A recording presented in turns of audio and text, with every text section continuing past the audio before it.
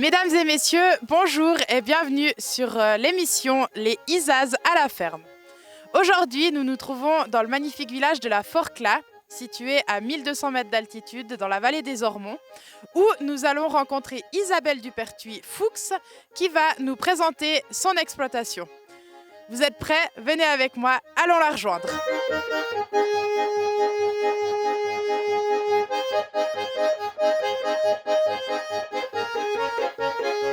Salut Isabelle, merci de nous recevoir sur ta ferme. Hello, hello, bienvenue aux fraises. Merci à vous d'être venus jusque-là. En quelques mots, est-ce que tu pourrais te présenter? Alors, je m'appelle Isabelle Dupertuis-Fuchs, j'ai 37 ans. Je suis agricultrice de montagne ici à la Forclaz. Je suis mariée avec Clément et maman de 2 enfants, Jean qui a 6 ans et Charlotte qui a 4 ans. Isa, tu peux nous présenter ta ferme, ton exploitation? Alors, on a une exploitation bio de 38 hectares de SAU en zone montagne 4. On est ici à une altitude de 1350 mètres. Avec, on a encore 3 alpages. Un alpage qui est environ à 1000 mètres d'altitude, au-dessus du village du Cépet, l'alpage où on est nos genisses l'été. Et puis, on a 2 alpages au-dessus de la Forclaz. La première, la Célaire, qui se situe à une altitude de 1460 mètres. Et puis la haute, les Chavannes, qui sont à une altitude de 1750 mètres, où on fait le fromage l'été. C'est génial, peux-tu nous en dire un peu plus? Oui, alors on a un troupeau qui se compose de 14 vaches laitières. Un tiers du troupeau est en brune d'origine, et puis le reste en SF et Simmental. Et depuis 2020 maintenant, on part sur la pure Simmental, qui est une race plus adaptée à notre système d'exploitation, comme la brune d'origine. Et puis sinon, on est 3 à travailler sur l'exploitation. Il y a Jérôme, notre employé, qui a 23 ans, travaille avec nous depuis 2023. Et puis mon mari Clément, qui est à côté d'être paysan, il est également municipal de la commune d'Ornon-Dessous.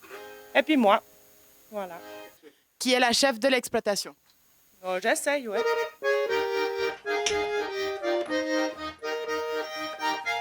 Isabelle, est-ce que tu peux nous raconter un peu ton parcours? Alors, quand je suis sortie de l'école obligatoire, j'ai décidé de faire la formation agricole. J'ai obtenu mon CFC en 2009. Et puis, de 2009 à 2011, j'ai fait employé agricole et puis fromagère d'alpage.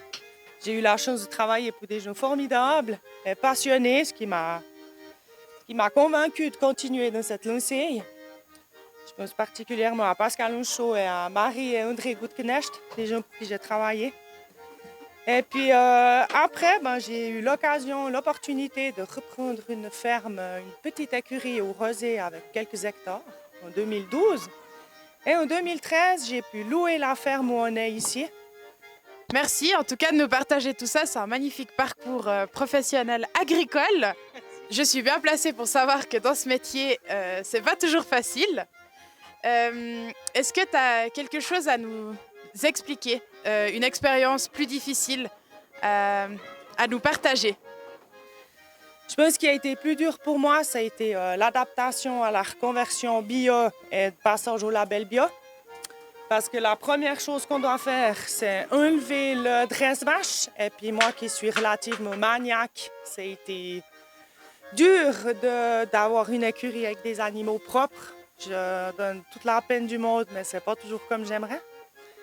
Et puis le changement de production, on est aujourd'hui dans une exploitation relativement extensive, c'est-à-dire que nos animaux sont fourragés uniquement avec le foin et le regain produit sur l'exploitation. Elles n'ont aucun aliment externe. J'ai l'impression souvent d'être une mauvaise paysanne. Et c'est dur pour moi de me convaincre que je ne suis pas plus crue qu'une autre ou qu'un autre. Alors voilà. Je pense pour moi le plus dur, c'est ça. Waouh, c'est émouvant tout ce que tu nous racontes là, mais je pense que tu peux être super fière de toi. Et tu n'as aucun souci à te faire quand tu dis je ne sais pas si je suis mieux ou moins bien que d'autres. Je pense que c'est magnifique ce que tu fais et tu es une magnifique personne. Merci beaucoup. Qu'est-ce qui te plaît le plus dans ce métier? Alors clairement, c'est les vaches et le chalet. Je vis pour ça, j'ai fait paysan pour ça. J'aime regarder vivre mes animaux. Souvent le soir, quand j'ai fini, je m'asseye sur le bord de la fourragère puis je les regarde manger. Ou l'été, quand elles sont dehors, je vais au milieu du pâté, je m'asseye, je les regarde vivre. Ça, j'ai fait paysan pour ça. Et puis le chalet, l'été, quand on monte, l'ambiance, la vie d'alpage, faire du fromage, pour moi, c'était une évidence de faire ça. Voilà.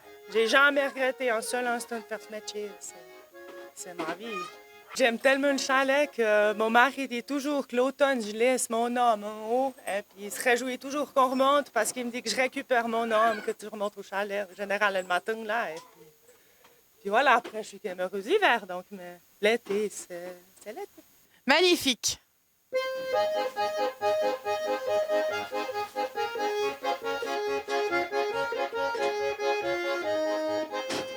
Isa, si tu devais changer quelque chose dans ce métier, ce serait quoi?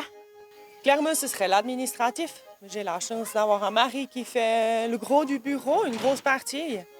Après, on est quand même dans un pays où les exigences et le bien-être animal est très strict. Alors, bien sûr qu'on a besoin de contrôle, mais on en a quand même beaucoup pour tout ce qui concerne du bien-être animal, les sorties SRPA, le carnet des prés aussi. On doit quand même toujours dire ce qu'on fait, quand est-ce qu'on fauche, quand est-ce qu'on mène du fumier.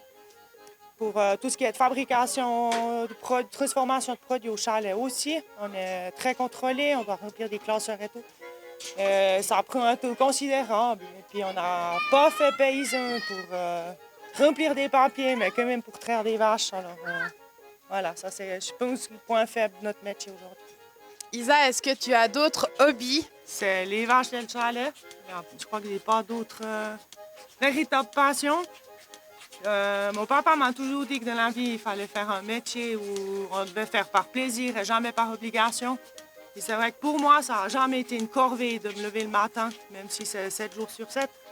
Alors bien sûr qu'il y a des jours où ça pique un peu plus, mais dès que je pousse la porte d'écurie et que je vois mes vaches, je suis heureuse. Et puis sinon, je youte un petit peu pour le plaisir. Et puis voilà. Est-ce que tu aimerais nous faire une petite youte?